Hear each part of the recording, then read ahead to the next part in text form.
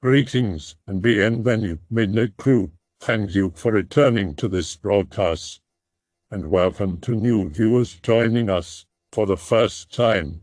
If you like a video, then feel free to subscribe. The following thread was posted in 2014. Any resemblance to any recent events, real persons, living or dead, is purely coincidental. How's that for a disclaimer, Susan? Hello, X. I am a biotechnology consultant. I used to work in academia, then in preclinical research, and finally in research and development. I recently was paid to go to a private virology conference by the company, and there was a very interesting speaker there, who was a private contractor for government research firms and was previously employed by Homeland Security. I think you would be interested in what he had to say. The greatest threat to humanity is the wide-scale application of engineered pathogens. In 2012, federal oversight asked researchers not to publish the results of their study, which is completely unprecedented. The first time it has ever happened. What was so important? The research group had concluded that only 5-point mutations could greatly increase the transmission and virulence of H5N1 influenza, close to an ideal pandemic virus. They were stopped from disclosing the location and identity of those mutations. What did that do? Absolutely nothing. The influenza viral genome is not that large, and it wasn't difficult for independent researchers to ascertain where the clues were or discover them just by trial and error. Those 5 are not even the limit. Influenza can be optimized far beyond. The death to dollar for engineered bioweapons is ridiculously cheap. Anyone could easily culture naturally occurring Bacillus anthracis, anthrax bacteria, and weaponize it using cotton particles for under $5,000. The causative agent of the bubonic plague, Yersinia pestis, exists in huge numbers in animal population, especially squirrels. From one captured squirrel, thousands of pounds of weaponized dry culture can be produced easily without any kind of detection. Hospitals are a goldmine. In a hospital, the populations of endemic bacteria in patients and healthcare workers have exotic episomal plasmids with resistance factors to the most effective, cheapest, and most available antibiotics and antibodies. A pilot study by his firm as an experiment was able to acquire more than 40 well-refined Staphylococcus resistance plasmids by having a single person dressed in scrubs collect patient and surface samples from a single hospital. The value of these plasmids cannot be underestimated and were propagated readily in culture, making a super MRSA, methicillin-resistant Staphylococcus aureus. Genes have been identified which make the work of tuning up of viral genomes incredibly easy. We know that influenza hemagglutinin and non-structural protein are highly correlated with mortality and transmission. Many studies have been done which demonstrate synthetic zoonoses, mutations which facilitate the transitions from animal to human or vice versa. It is incredibly inexpensive and easy to do point mutations and the manipulation of genes through commercially available multi-system cloning vectors like Topo. The speaker said that the Navy is interested in large payload MIRVs, multiple independent re-entry vehicles for the deployment of weaponized biological vectors. These could be engineered viruses or their derivatives, or more worryingly, synthetic prions. His firm produced a report that estimated a single 12-missile MIRV with optimized sporulating anthrax. Anthrax spores can last more than 100 years, by the way, and would make a delivery footprint almost twice the size of Texas. On cotton particles, anthrax spores can travel hundreds of miles on the wind, and that's just ground zero. Your point, OP. Yeah, bioweapons are pretty gnarly, especially with the advent of alcohol-based hand sanitizers. Pretty soon, we'll have bred our very own, individual superbacteria right in the palms of our hands. Literally.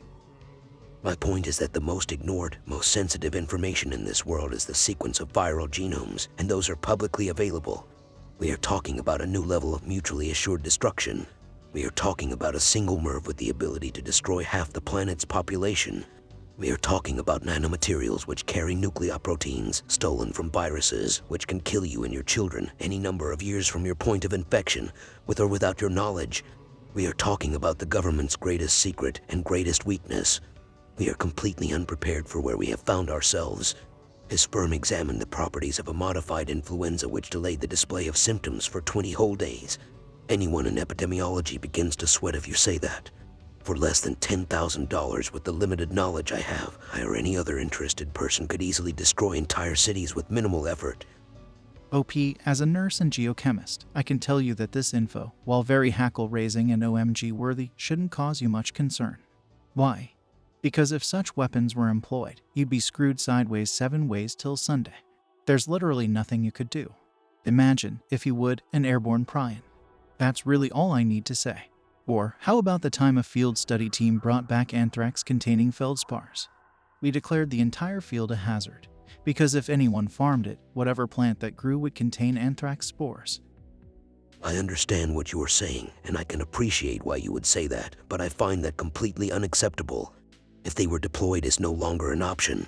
When they are deployed, you are right, we will be screwed sideways, completely. Especially if they are more effective or subversive than their natural counterparts. A custom-designed prion, weaponized or aerosolized somehow, is completely devastating to our society. Our civilization can collapse with this knowledge. That concerns me greatly. It concerns me greatly that there are foreign biotech groups publishing data over the internet on gene segments they have isolated from Russian prison tuberculosis wards. This isn't a hypothetical. It's going to be used to destroy huge numbers of people, no matter the side. You don't believe there is anything that can be done? The speaker sure did. He said that we need to optimize the pipeline from discovery to vaccine to a finger snap. He urged us to study new nanomaterials which can degrade aerosols or sturdy enzymes which can be used for early detection or digestion of viral particles. He urged us to devote resources to the study of synthetic interferons and short-term viral immunity drugs. Is your opinion that we should just wait? My opinion is that, as of now, there is nothing at all to do besides redouble research efforts and pray for a breakthrough. When this all happens, and I'm in full agreement with you that it absolutely will, the results will be beyond devastating. And in those times of crisis is when the real, world-shattering breakthroughs are made. My opinion is not to wait, but to watch and prepare. I understand now and completely agree. Watch and prepare. This was so unusual for conferences like this, where most of the attendances are from private preclinical research companies or pharmaceutical big boys like Pfizer and GSK. They are so dry, so obviously profit-motivated, trying to squeeze the maximum amount of cash from the minimum amount of benefit. I mean, you wouldn't want people getting too healthy, right? And here is this obviously ex-military guy trying to express to this crowd this is how the world ends. He had nothing to sell. His consulting firm was very interested in donating and stimulating private research for what he and many other smart people is a technology hundreds of times more dangerous than the atom bomb. And they brushed him off. Like that was weird. I was jarred. This wasn't a conspiratard YouTube video. This was an ex-naval officer, PhD molecular geneticist telling all of us in plain English that the Navy wants to build MIRVs capable of deploying apocalyptic-scale infectious weapons. And my colleagues are going MIRV. While he's pleading for us to devote some time now to research solutions before it's too late. Like he really honestly believes there's nothing else he can do than to find a room of pharmaceutical research and development people and beg them to stop the end of the world. It was so frightening to hear such a lucid, compelling argument for the end of mankind. It was clear his warning fell on deaf ears, and his presentation ended with applause. Because that's what we do. When the sky is raining norovirus, I hope they're clapping then. How about, to save everyone from killer bacteria, viruses, prions, RNA, feces on a stick horrible deaths, we preemptively get rid of all life on Earth? Should that do it? Yeah. It's not like you can make this information go away. You can't protect yourself or other people from it. Outside of a sci-fi singularity where we all go machine. And then you've got digital viruses and EMPs and shit to worry about, and you can't make a big deal about it because that never works. It just makes more people, good and bad, take notice. Face it, OP, it's inevitable. The human race is too stupid to live in this universe for very long. And so the only maybe solution is as rapid and wide a dissemination of humanity into interstellar space as possible. Distance is the only safety. This position is still unacceptable. Mankind has never been doing better in the war against natural pathogens.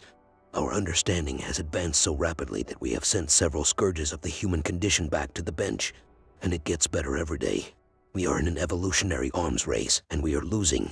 What you are advocating is throwing in the towel. That was echoed by several people I spoke with. Well, what can you do? Nothing, something.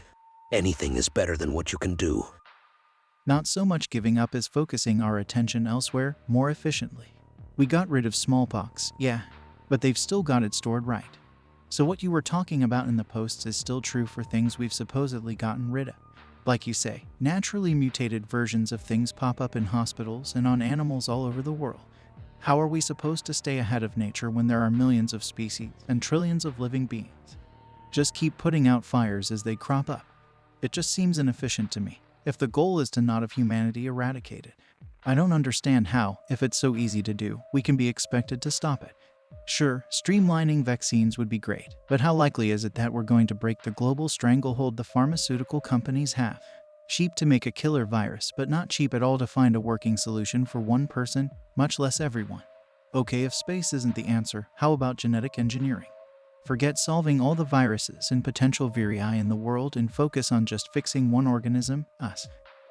I agree. The nature of the arms race is stacked against us. You have identified the problem exactly. It is incredibly cheap and getting cheaper to kill tens of thousands of people. It is incredibly difficult and expensive to research the methods which maybe someday could effectively protect even one person. I like your solution, but I fear it will be too late. I am not in the anti-transhumanist camp. I think genetic engineering can be used for good. Maybe the first step is that all first world societies will ensure you have the latest security package when you are born.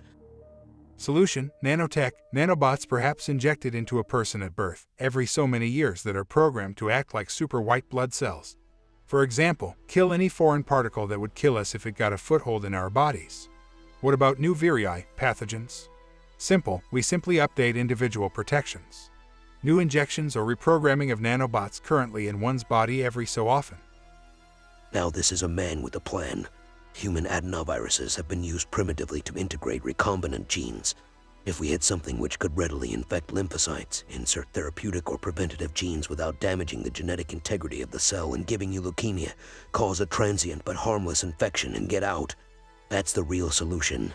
We could issue security updates with artificially designed antibodies if they could be stably propagated in B-cell lines. Maybe B-cell lines themselves could be taken from a person's blood, genetically patched, and replaced in the same person. In practice, engineered pathogens are much harder to pull off. Shinrikyo tried to make some for years, but they could never pull it off and eventually just moved to chemical weapons. Navy is interested in large payload MIRVs for the deployment of weaponized biological vectors. That's scary because it's really stupid. If you launch a MIRV, you're gonna start a nuclear war.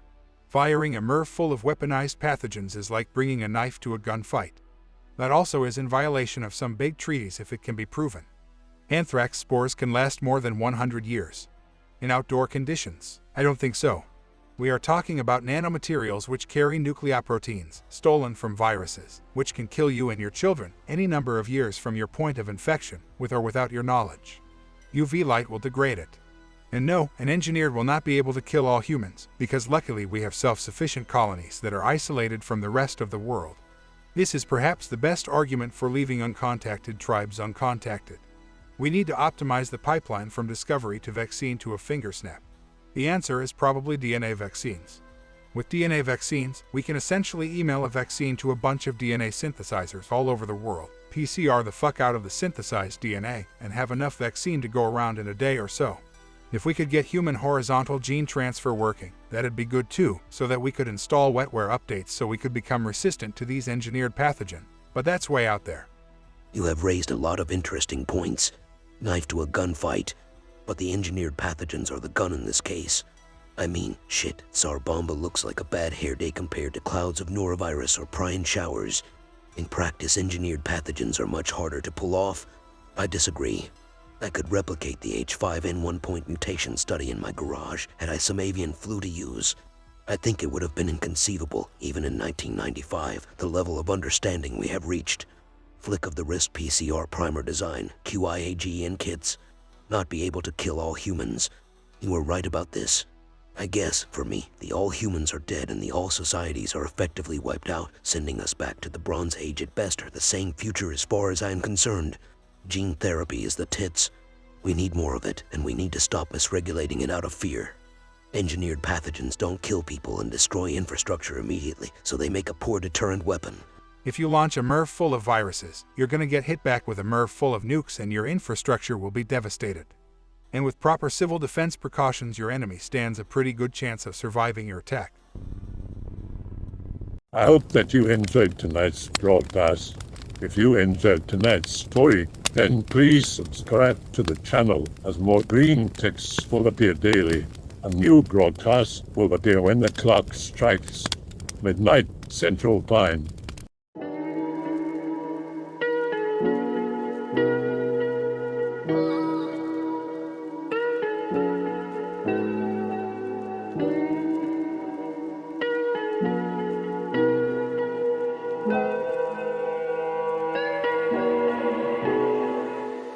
Remember to check out the Odyssey page in the description for a second archive of the channel's videos.